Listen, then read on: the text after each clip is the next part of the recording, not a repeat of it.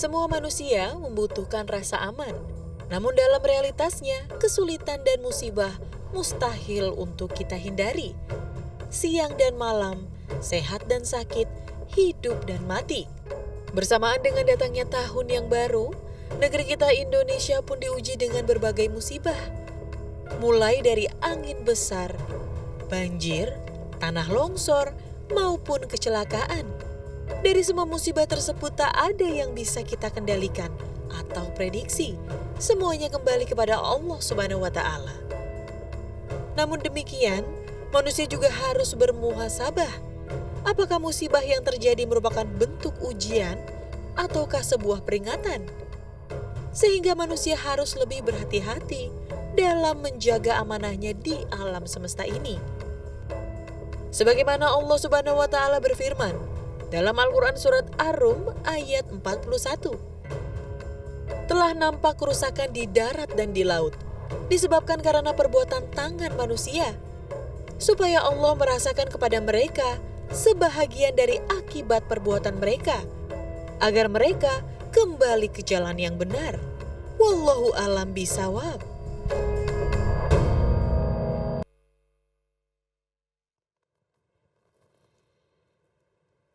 Bismillahirrahmanirrahim. Allahumma salli ala sayyidina Muhammad wa ala sayyidina Muhammad. Assalamualaikum warahmatullahi wabarakatuh. Salam. Masya Allah, Alhamdulillah, kembali lagi bersama saya Ali Zainal di Cahaya Hati Indonesia. Gimana pemirsa di rumah, sehat semuanya? Mudah-mudahan dalam keadaan sehat walafiat, dan kita terus berdoa kepada Allah Subhanahu wa Ta'ala. Semoga penyakit corona ini diangkat dari seluruh bumi Allah ini ya, sehingga akhirnya kita bisa kembali nikmat beribadah. Dan sebelum kita masuk ke dalam tema kita, Ali ingin menginformasikan bahwa Cahaya Hati Indonesia mengikuti protokol kesehatan loh, Masya Allah ya. Bisa dilihat ini dari mulai kru kita, begitu masuk ke dalam studio semuanya pakai sanitizer, semuanya dalam keadaan face shield dan ditambah dengan masker. So tidak boleh ada di studio ini yang tidak punya kepentingan ya. Sehingga kita batasi sama sekali dan kita benar-benar menjaga jarak posisi kita di studio. Mudah-mudahan ikhtiar kita menjadi doa buat kita semuanya sehingga kita terhindar dari penyakit corona ini. Amin ya rabbal alamin. Dan baik, tadi kita sudah sedikit melihat cuplikan di awal bahwa muhasabah dalam bencana kita akan jadikan judul kita pada kesempatan kali ini.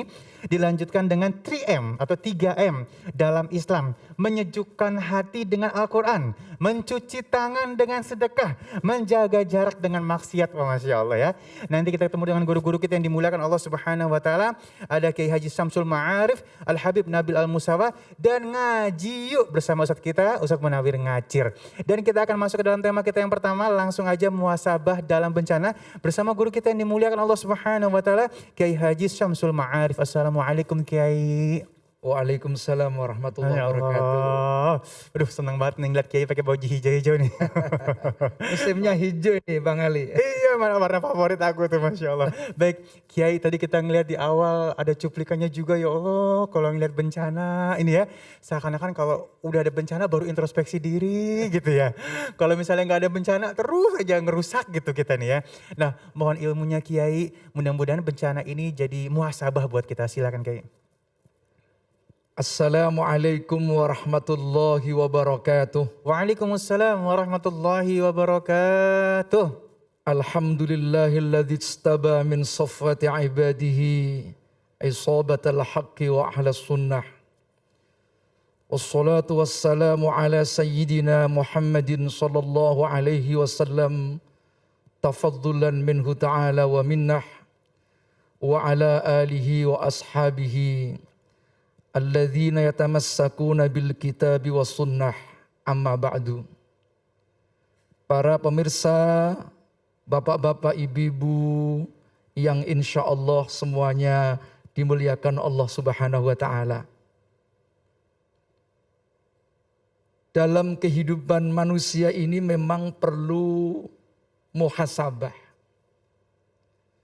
Muhasabah itu berasal dari kalimat hasaba yuhasibu muhasabatan.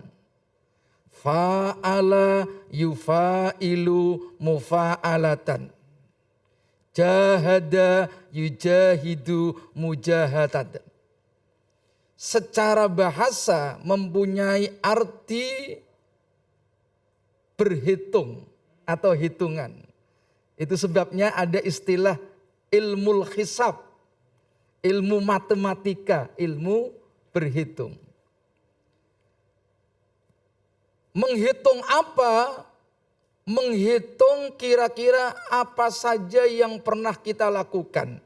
Baik itu terkait dengan amaliyah yang positif, kebaikan kita, atau justru kita harus mengingat, mengevaluasi, mawas diri, barangkali banyak dosa dalam kehidupan kita. Di dalam Al-Quran disebutkan, Ya ayyuhalladzina amanu taqullaha wal tanzur nafsum ma qaddamat lighad. Wahai orang-orang yang beriman, takutlah kalian kepada Allah, dan hendaknya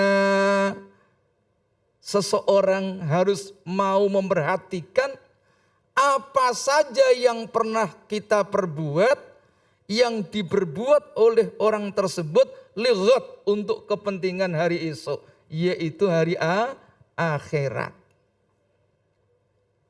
Nah, oleh karena itu dalam kehidupan kita perlu adanya muhasabah diri. Dalam hadis disebutkan, hasibu anfusakum qabla an tuhasabu. Hisablah diri kalian sebelum kalian itu dihisab oleh Allah.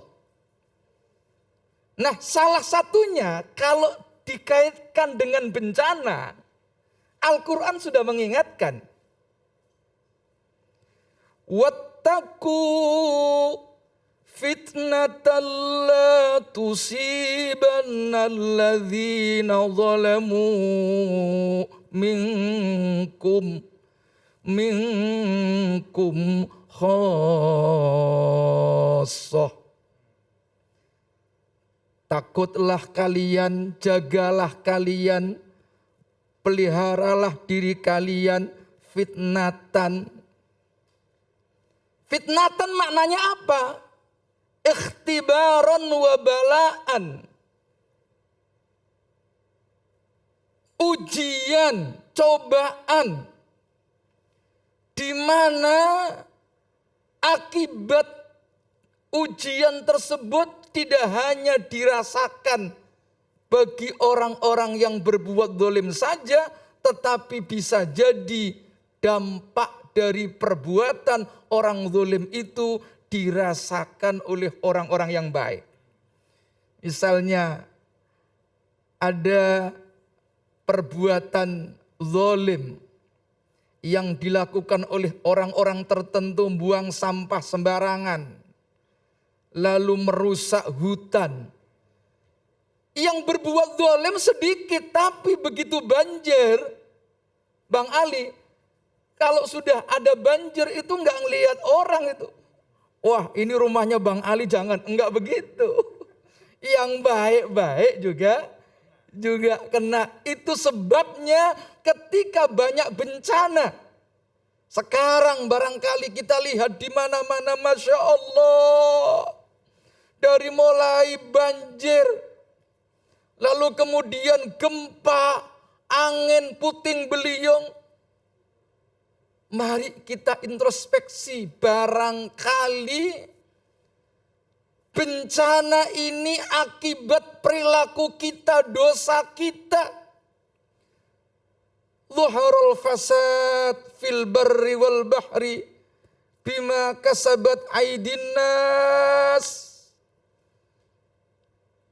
Bencana itu bisa jadi karena perilaku kita.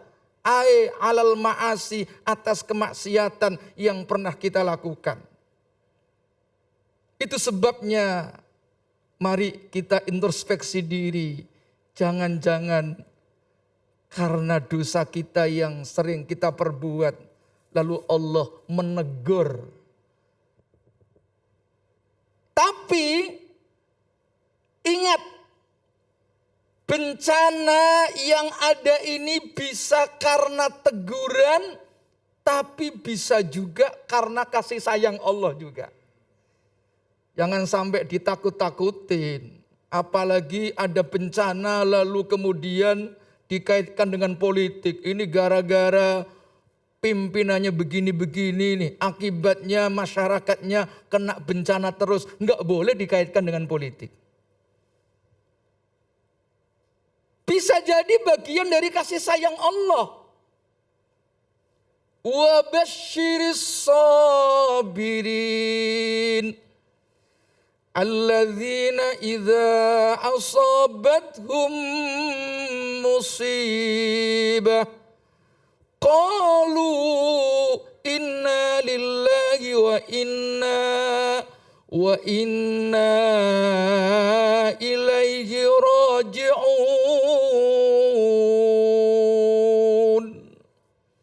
Berilah kabar gembira kepada siapa?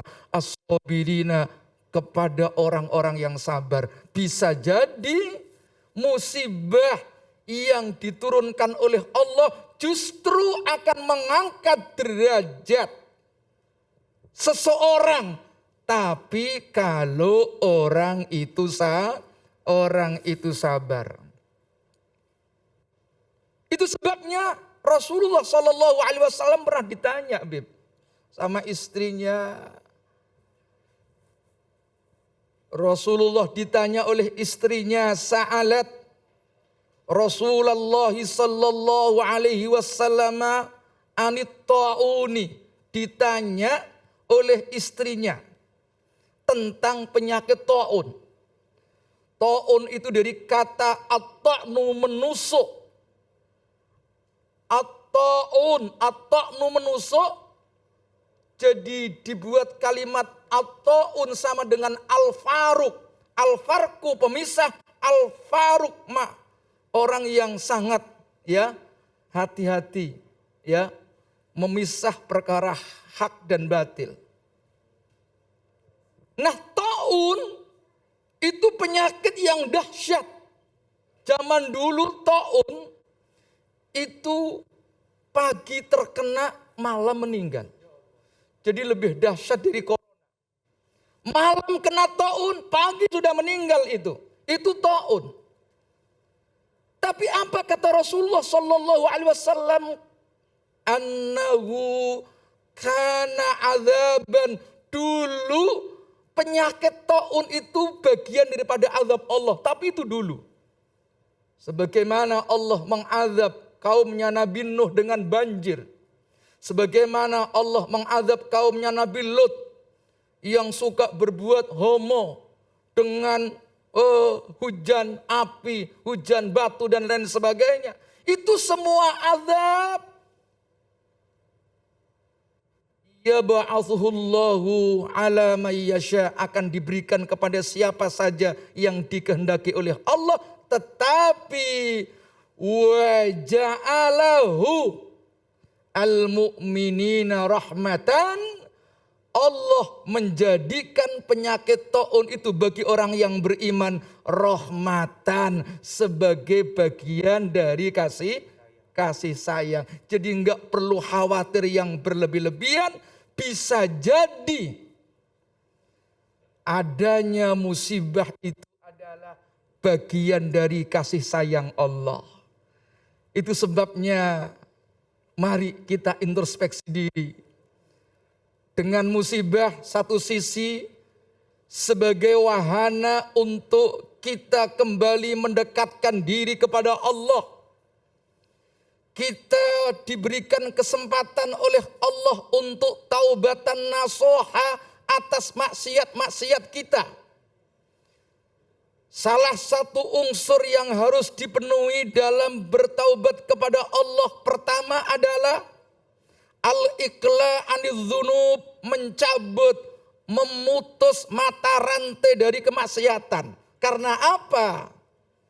Dalam kitabnya Imam Ghazali